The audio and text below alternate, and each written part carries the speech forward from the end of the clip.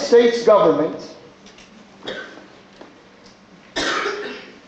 is, and let me speak the three unspeakable names and say, if we were to tell Mr. Bush who the axis of evil in this world are, the three members in this club, they would be the United States, Israel, and Saudi Arabia. Check it out. Put it on in. Look them up. This statement will never be projected in the mainstream media because it's the truth of the matter. Yes. The United States policies right now are a pronounced war against the Muslims. And they conveniently say that this war is against terrorists and terrorism. If this war is against terrorists and terrorism, how do they define for us terrorists and terrorism? If it's a military definition, then as Brother Malik Zulu Shabazz pointed out, the stockpile of weapons of mass destruction that the United States has surpasses everything else all the Muslims in the world combined have by leaps and bounds. There is no comparison. Yes, that's right. And if they have all of these weapons, why is it that we, who are the victims of this weapons system, we are not able to come out and say, look, you are the terrorists, and make this word the public impression on the minds around? The simple answer to that is they are so evil that they've come inside of us and they've secured the internal Islamic front.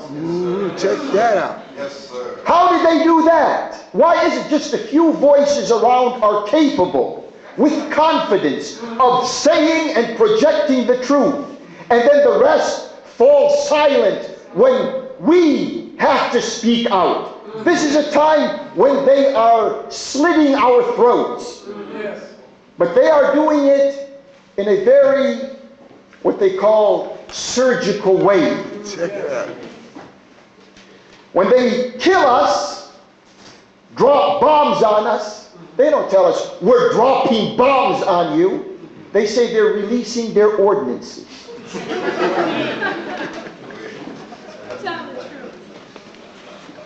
truth. When they are using the best means in developed bombs that they have short of an atomic bomb. They said it weighs about 15 to 20,000 pounds that they dropped in Afghanistan. They don't want to say that we are using everything we have short of atomic and nuclear weapons. They come and say, we're using a daisy cutter. You'd think you're in a garden somewhere. To appeal, to make you agree with what they are doing. That is warfare in the choice of their words. Check that out. Right. Absolutely. And then the United States policy, which is very obvious for anyone who's willing to open their eyes and look. And I think the last time when C-SPAN was here, the brother alluded to this, they won't come back anymore. Why? If we are absolutely crazy, and if this is lunacy that we are expressing from here, they can make fools out of us, right? Bring their cameras and let the whole United States and the world look at what type of fools we are. Because our ideas are way off we are just ranting off there in distant left field, and we're just crazy. Now, if this was the way we are coming across, then they'd have C-SPAN here. They'd tell C-SPAN, oh yes, go, cover those guys, and look at what foolish Muslims there exist, and let the Americans laugh, and drink their beer, and fall off the couches, listening to how crazy we are. But it hurt them. There's some truth to what we are saying if there's not the solid truth that is causing headaches in such characters as in the Pentagon and State Department and White House and National Security Council and the rest of these decision makers in this government of evil. Yes, sir. Yes. So they've gone to such a government like Saudi Arabia. I don't know why this hush-hush is about the Saudi Arabian government among Muslims. Why doesn't anyone have the backbone to stand up and say, you people who are garbed in this traditional dress, you put on your historical costumes, and then you present yourself as if you are the custodians of the two holy places in Islam, while in fact you are the slaves of Mr. Bush. You are the subordinates of U.S. foreign policy, and now you've become the subordinates of U.S. interior policy.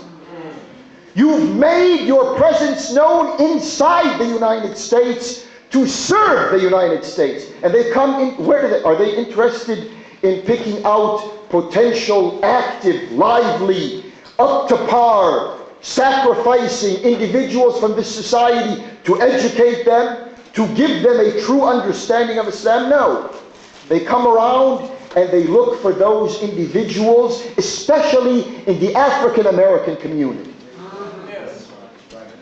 They pluck them out, they take them to Saudi Arabia, 4 years, 6 years, 8 years, whatever the duration is, they send them back to do what?